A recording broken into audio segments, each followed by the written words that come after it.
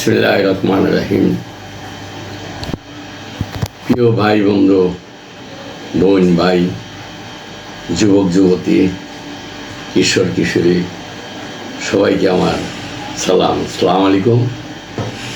আমি ওই যে সেই গ্রামের সে হাতিবাগার শেরপুর যে ছেলে, আমার ছোট্ট শিশুকাল থেকে শুরু করে যে গল্প আপনাদের সামনে নিয়ে আসছি, সেই গল্প আমি এখন ওই যুবক 1971 সাল যুদ্ধের দামাঘাত, যখন যুদ্ধে এই দেশের মানুষের উপরে অতর্কিতভাবে পাকিস্তানিরা হামলা করে নিরহ মানুষকে মারে, তখন যুদ্ধে গেছি, যুদ্ধের ট্রেনিং নিতেছি, ট্রেনিং অবস্থায় আছি। গত পর্বে সেই ট্রেনিংয়ের কিছু আলাপ শুনছেন। আজকে আমি এইটা ওইখানে যাওয়ার আগে আমি কিছু কথা বলবো। আমার দেশের যে সব ঘটনা ঘটতেছে এই ব্যাপারগুলো নিয়ে কিছু কথা বলতে হবে, কেন খুবই মর্মায়িত। মানে এত ধরো বিভিন্ন রকমের ঘটনা যে বাংলাদেশে ঘটতেছে, যেটা যে আমরা যে একটা স্বাধীন দেশে বসবাস করি, এটা এখন বলা বাহুল্য। মানে একটা মগের মূল্য হয়ে গেছে এটা দেশটা। যে যেমনি পারে সেমনি যা ইচ্ছা তাই করে যাচ্ছে, যা ইচ্ছা তাই করতেছে, যার যা মনে চায়। কেউ কারো মানতেছে না, কেউ কারো কথা শুনতেছে না। কিসের প্রেসিডেন্ট, কিসের সেনাপ্রধান, কিসের পুলিশ বাহিনী, কারো কথা কেউ শুনতেছে না। সবাই বলে যাচ্ছে। কিন্তু মানুষ আশা করে যে এই বুঝি এর দ্বারা একটা ভালো কাজ হবে না, ওনার দ্বারা বুঝি ভালো কাজ হবে না। মানে কে দেশকে চালায় সেটি বোঝা যাচ্ছে না। মানুষ এখন হতভম্ব হয়ে গেছে, পাগল হয়ে যাচ্ছে যে দেশ চালায় কে, বুঝতে পারতেছে না। দেশ কে চালায়, কীভাবে চলে? দেশে যা তা হচ্ছে, মার্ডার হচ্ছে, ডাকাতি হচ্ছে, লুটপাট হচ্ছে, যা ইচ্ছা তাই হচ্ছে, কিন্তু কারও কোনো বিচার হচ্ছে না, এই নিয়ে কোনো কথাবার্তা হচ্ছে না। যাই হোক, এই যে কথাটা আমি বললাম মগের মূল্য, দেখেন এই যে 2 দিন আগে আপনার গাজীপুরে একজন সাংবাদিক সেই যে সন্ত্রাসীরা সন্ত্রাস করে, সেই তাদের খবর সংগ্রহের জন্য তাদের ছবি করে। কেন ছবি করলো? সেই সন্ত্রাসীদের ছবি, সন্ত্রাসীরা সন্ত্রাস করবে, ডাকাতি করবে, যা ইচ্ছা তাই করবে, তাদের ছবি ওঠানো যাবে না। উনি ওই সাংবাদিক তাদের ছবি কেন উঠাইল? এর জন্য তাকে খুঁজে ভাইগরা তাকে ধাওয়া দিছে। সেই ব্যক্তি দৌড়ে গিয়ে একটা দোকানে গিয়েও তার যান বাঁচে নাই। বেচারায় এত মানুষ তাকে রয়েছে, কিন্তু কোনো মানুষ তার আগে আসে নাই তাকে বাঁচানোর জন্য।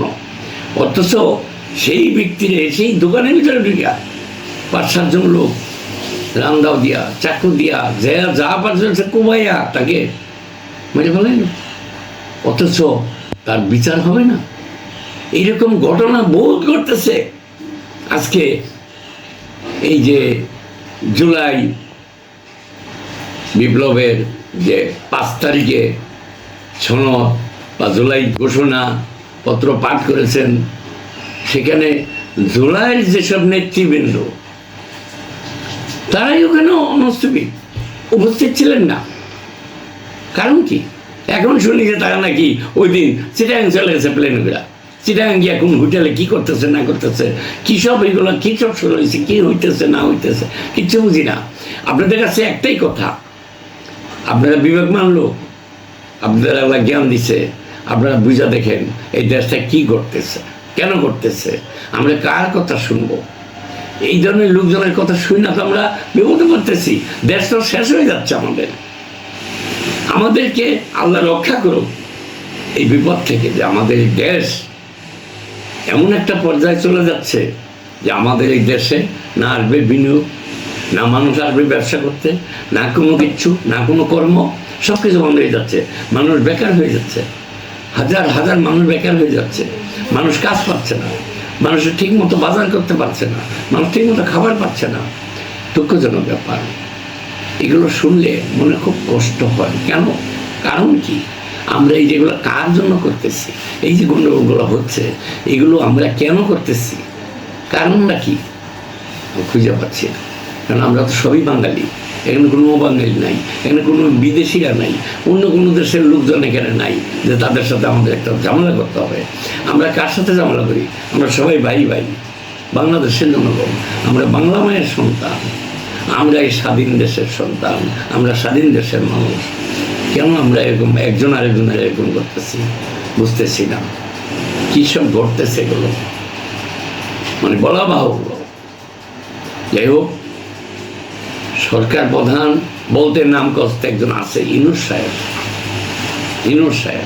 উপদেষ্টা, প্রধান উপদেষ্টা। আজও পর্যন্ত উনি একটা বিচারের কথা বলে নাই। যত ঘটনা ঘটতেছে বলে না, কিচ্ছু বলে না, চুপচাপ থাকে খালি, কিছু না। আর মানুষের চাপদের দলের সাংবাদিকরা চাপাই ধরলে আমি তো এসব সম্বন্ধে খুব ভালো বুঝি না, মানে কি ধরনের একটা শব্দ করে বুঝে গেছে। যাই হোক, আল্লাহ ওনাকে সভাপতি দেব, উনি যেন একটু খেয়াল করে যেই যে দেশে গণ্ডগোল জানা জানি মারামারি ডাকাতি খুন খেলাপি হচ্ছে, এগুলো রোকানোর জন্য যেন উনি চেষ্টা করেন শক্ত হাতে। ওনারা অনুরোধ করবো, সাথে সাথে যে সেনাপ্রধান আছে ওনাকেও অনুরোধ করবো যে দেশে কি করলে ভালো হবে আপনি সেটাই করা উচিত আপনাদের। দেশ কিন্তু শেষ হয়ে যাচ্ছে, হাস্যকর ব্যাপার স্যাপার হয়ে যাচ্ছে। আমাদের দেশ কিন্তু একদম দারিদ্র সীমায় চলে যাচ্ছে, মানুষ বেকার হয়ে যাচ্ছে। আজকে আমরা উঁচু মাথা ঘুরা চলতাম, সেটা এখন আমাদের কিন্তু নিচু মাথা হয়ে যাচ্ছে। আপনারা দয়া এগুলো থামানোর ব্যবস্থা করেন, ভালো একটা ব্যবস্থা নেন, তাদের একটা নির্বাচন দিয়া এই দেশে একটা নির্বাচিত সরকার গঠন করেন, দেশকে বাঁচান, জনগণকে বাঁচান। আপনাদের কাছে আমার এই চাওয়া, একজন মুক্তিযোদ্ধা হিসাবে আপনাদের কাছে এই দাবি রেখে আমি আজকের এই পর্বে বিদায় নিচ্ছি। আসসালামু আলাইকুম।